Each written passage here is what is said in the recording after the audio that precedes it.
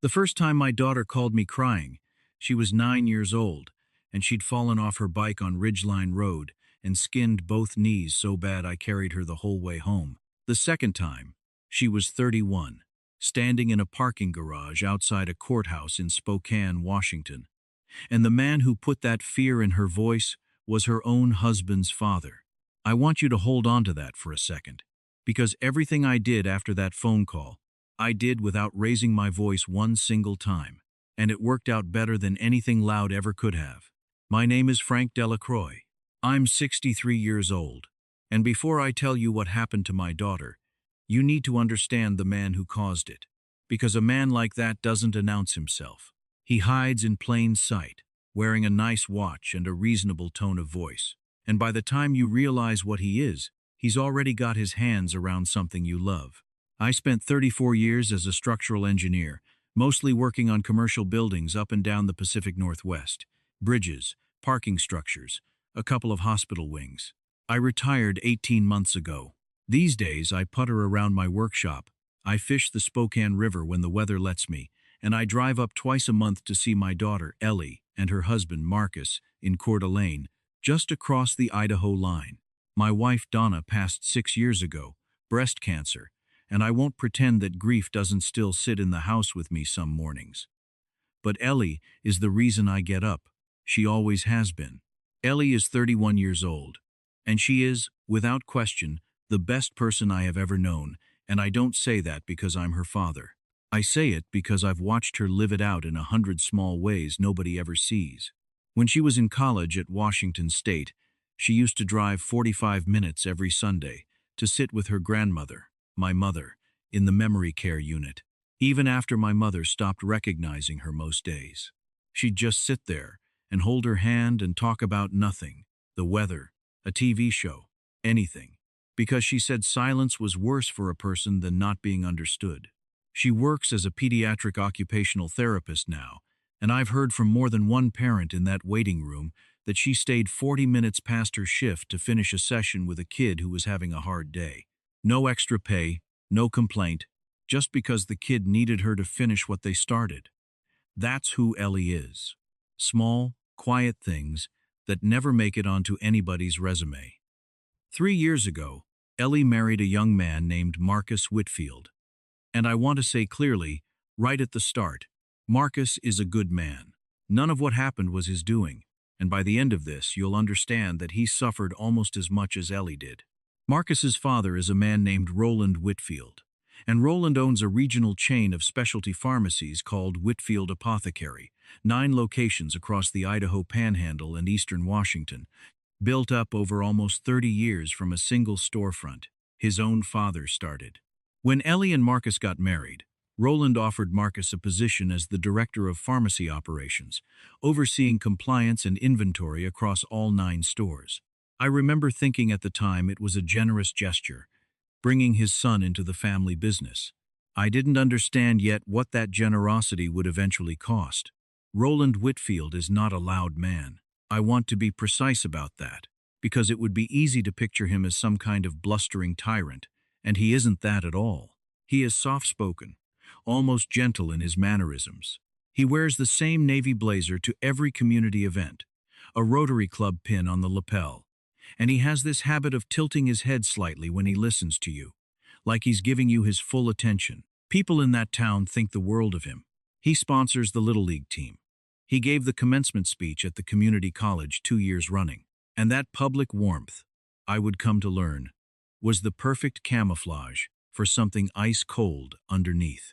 It was a Thursday, the 11th of September, and I remember the date because I'd just come in from mowing the back acre and the grass clippings were still stuck to my boots when my phone rang and Ellie's name came up on the screen.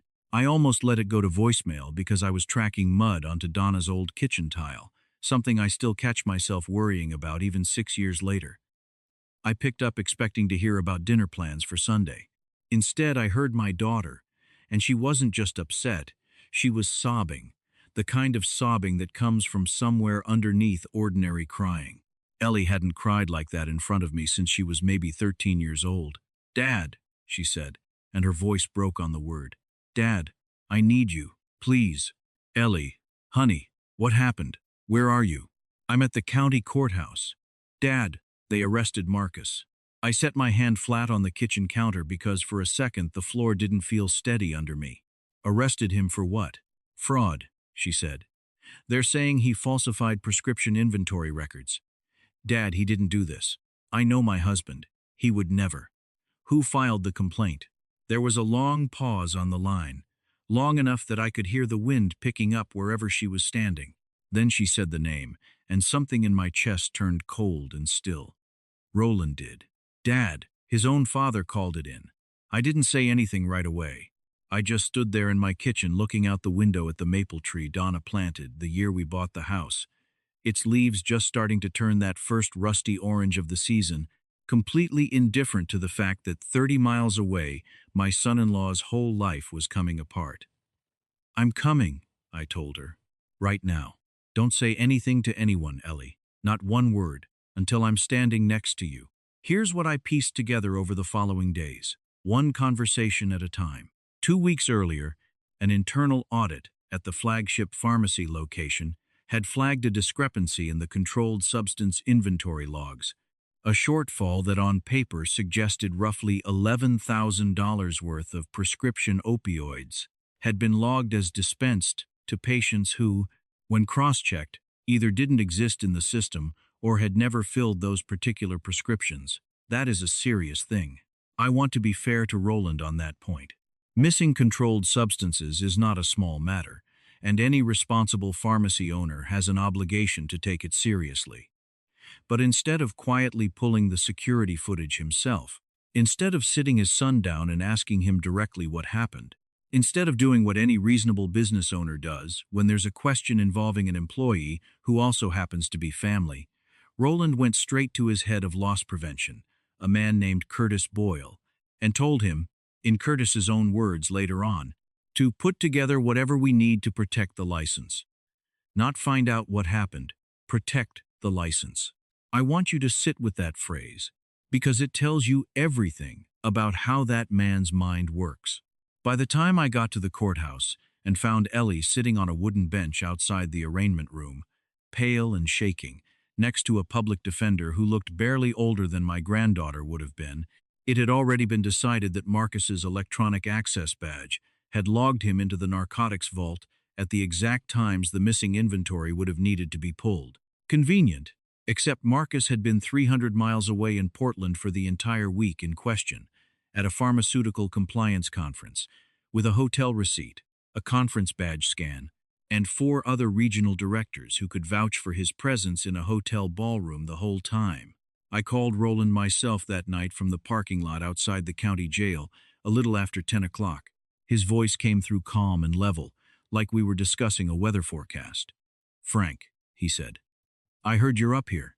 I imagine you're upset." He was in Portland, Roland. There are witnesses. A hotel receipt.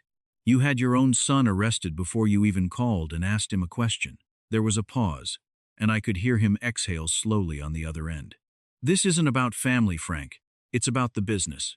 I have a legal obligation." He should have been more careful about what he let happen under his watch. Then I heard the soft click of him ending the call. He didn't slam it down. He didn't raise his voice once, not one time in that entire conversation. And somehow, that was so much worse than if he'd screamed at me. While all of this was unfolding, there was one person inside Whitfield Apothecary who refused to stay quiet. Her name is Patricia Nunes. She's 56 years old. She manages the flagship pharmacy's front operations, and she has worked for that company for 19 years, longer than Roland's own son has been alive. Patricia drove out to the jail that same night. On her own, nobody asked her to.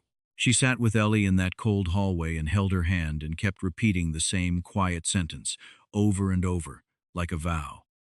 "This family looks after its own. Whatever he says, that's not who we are." Patricia also happened to be the one employee with full administrative access to the vault's badge entry logs, and she happened to notice something that Curtis Boyle's investigation had conveniently overlooked. The badge reader on the narcotics vault door had been malfunctioning intermittently for 19 days before the audit, registering duplicate and phantom entries during a firmware update that IT had never properly closed out. She pulled the raw log data herself, off the clock, printed 3 copies, and handed one directly to Marcus's attorney without telling a single soul at the company what she'd done. I didn't act on any of this right away, and I want to be honest with you about that, because I think it matters. I let it sit. I watched Marcus sleep on Ellie's living room couch for 4 nights because he couldn't stand to look at the framed photo of himself and his father that still hung in their hallway. I watched my daughter stop eating properly, torn in half between loyalty to her husband and 31 years of loving her father-in-law like he was her own blood. I didn't decide what I was going to do yet. I just let it sit there, cold and quiet, and I waited. I need to tell you what that waiting felt like, because it wasn't rage, not the way people usually mean that word. Rage burns hot, and it burns out fast, and I've felt that kind before, plenty of times in my life. This was something else entirely. This was slow, and it did not go away, and it got colder every single day instead of hotter. 5 nights after the arrest, I sat alone at my kitchen table with a cup of coffee gone stone cold in front of me, and I made a decision. I wasn't angry anymore, not in the way I'd been angry that first night. I was finished. Finished waiting, finished being careful, finished respecting a line I had drawn for myself a long time ago that said a father-in-law stays out of his son-in-law's marriage and his son-in-law's business. Here's something nobody in that family knew about me. Not Ellie, not Marcus, not anyone. 14 years ago, before Marcus had ever met Ellie, before Roland Whitfield had ever heard my name, Whitfield Apothecary nearly collapsed. A catastrophic insurance dispute after a burst pipe destroyed inventory at 2 locations, combined with a regional distributor who doubled his prices overnight, had put the company 8 weeks from defaulting on its commercial mortgage. I was doing structural consulting work at the time for the commercial building group that owned the strip mall housing Roland's flagship store, and through that relationship, I ended up personally guaranteeing a private bridge loan through a small holding company I quietly set up, called Ridgeline Holdings. Specifically, so my name would never appear on the paperwork. That's simply how I operated. Quiet, behind the curtain, never needing anybody to know it was me. That loan agreement carried a covenant clause, standard legal boilerplate that gets buried in an appendix and that nobody ever expects to matter again. It stated that any material adverse legal action taken by the company against a family member employee, without a documented, good-faith internal investigation that resulted in reputational or licensing harm to the business, would constitute an event of default and would give the noteholder the immediate right to appoint an independent operating trustee over the company's licensed operations pending resolution. Roland Whitfield never once knew who held that note. He had paid it down faithfully for 14 years, mostly on schedule, never a single missed payment, and he had absolutely no idea that the man he'd just told to be more careful was quietly sitting on the exact document that could take his life's work away from him in an afternoon. I called my attorney the next morning at 7:30. Her name is Marguerite Okafor, and I've trusted her with every piece of complicated business I've ever had to handle. I gave her one instruction: pull the Whitfield Apothecary note, confirm the default language still stands. And Marguerite, I want this done exactly, completely by the book. Every signature verified, every filing clean. I don't want so much as a comma out of place. 3 days went by while Marguerite built the filing quietly. During that stretch, I watched something start to shift at Whitfield Apothecary, though nobody there understood why yet. Roland's corporate attorney began calling Marcus's public defender, first once on a Tuesday, then twice by Wednesday, then by Friday morning. 14 calls in a single day. They didn't know what had changed. They just knew something had, somewhere they couldn't see, and the case against Marcus was starting to smell wrong to everyone involved, except Roland himself. By the following Wednesday, the calls between Whitfield's legal counsel and the county prosecutor's office had climbed from 14 to 31. The badge malfunction logs had been formally submitted into evidence. The Portland conference alibi had been confirmed in writing by 4 separate signed affidavits. Roland had absolutely no idea that any of it mattered anymore, because he had no idea what was coming at him from a direction he had never once considered, because he didn't know that direction existed. 42. That's how many calls it took before the prosecutor's office quietly dismissed every single charge against Marcus, citing insufficient evidence, and, in the formal filing, significant concerns regarding the integrity of the original internal investigation. 42 calls, and not one of them came from me. I walked into Roland Whitfield's corporate office on a Monday afternoon in late October at 2:15, with Marguerite beside me carrying a slim leather folder. Roland looked up from his desk, mildly irritated, the way you'd look at someone interrupting you about a parking permit. "Frank," he said, "I've got a call in 10 minutes. You'll want to clear your schedule," I said, and I sat down without waiting to be asked. My voice did not rise. It didn't need to. 14 years ago, I said, your company was 8 weeks from losing everything. Somebody quietly bought your note and kept the doors open. That somebody was me. I watched something behind his eyes go very still, the way water goes still right before it freezes.